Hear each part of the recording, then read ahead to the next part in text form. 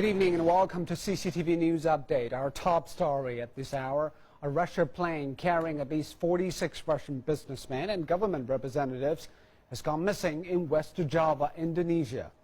The Sukhoi Superjet 100 plane took off from Jakarta's Halim Perdanakusuma Airport and was scheduled to return 15 minutes later.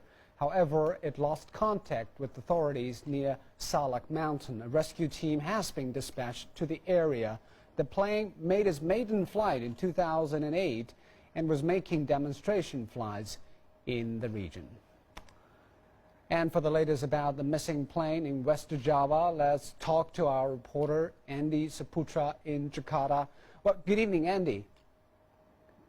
Good evening. Yeah. What can you tell us about the latest information, the whereabouts of the plane?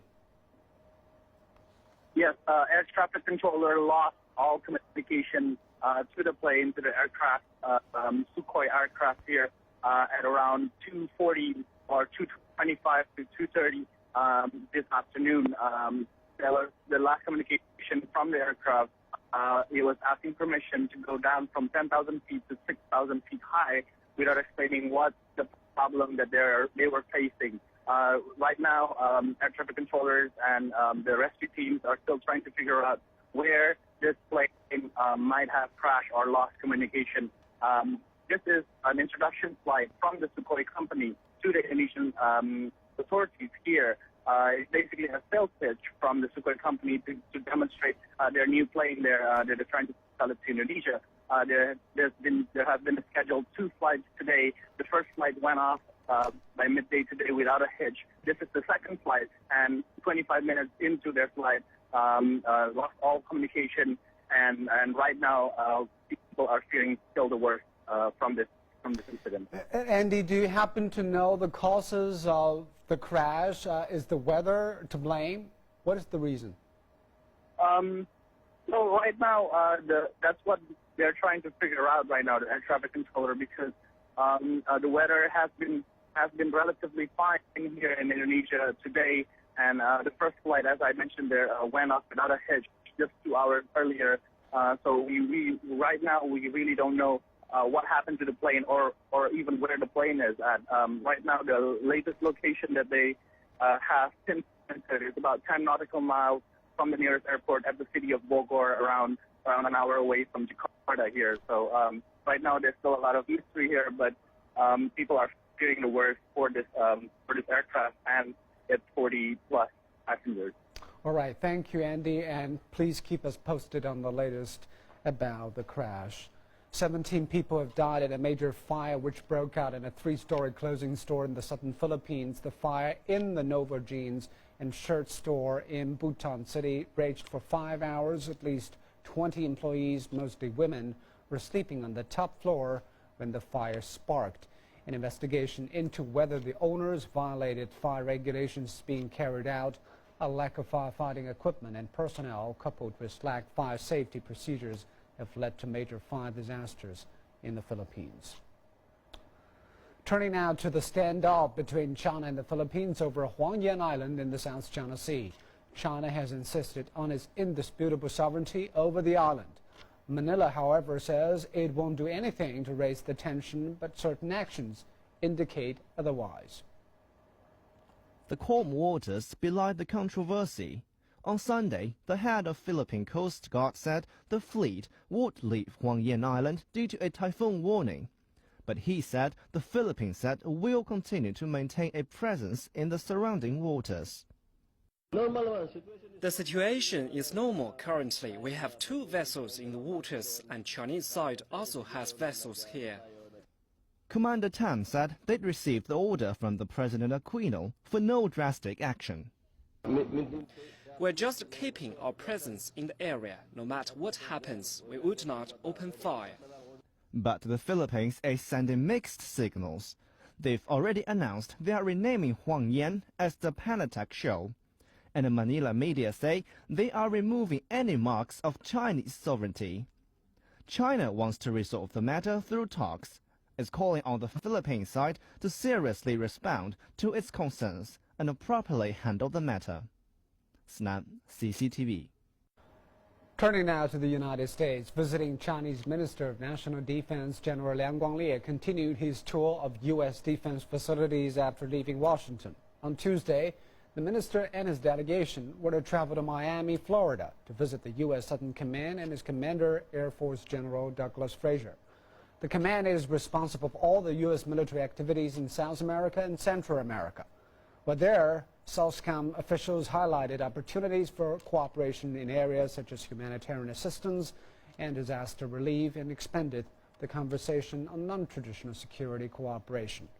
Minister Liang has said he hopes to see sound and steady development of military ties between China and the U.S., while the American Forces Press Service noted that Liang's visit occurs at a time when the armed forces of both countries are seeking to expand cooperation, improve understanding, build trust, and reduce differences.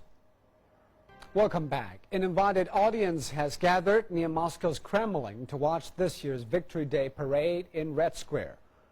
Russian President Vladimir Putin addressed the parade with a short speech recalling lessons learned from World War II. Все мы обязаны помнить. All of us ought to remember why the war began and to analyze its lessons because they are still relevant. Today, I would like to emphasize that only the strict observance of international norms, the respect of state sovereignty, and the independent choice of the people can guarantee that the tragedy of war will never be repeated.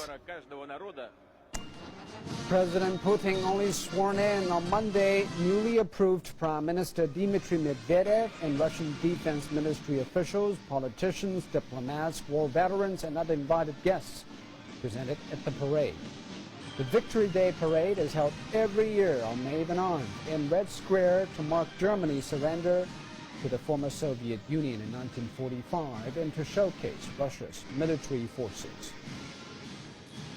Just one day after Vladimir Putin was sworn in as Russia's new president, the country's lower house of parliament approved Dmitry Medvedev as prime minister of the new government. But this vote marks the completion of a job swap between the country's top two leaders.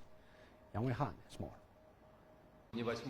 299 yeses, 144 noes. Russia's State Duma on Tuesday approved Dmitry Medvedev as the country's new prime minister.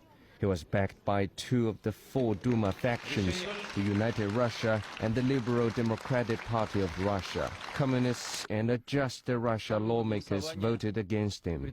Medvedev now has just 1 week to assemble his cabinet for the president's approval.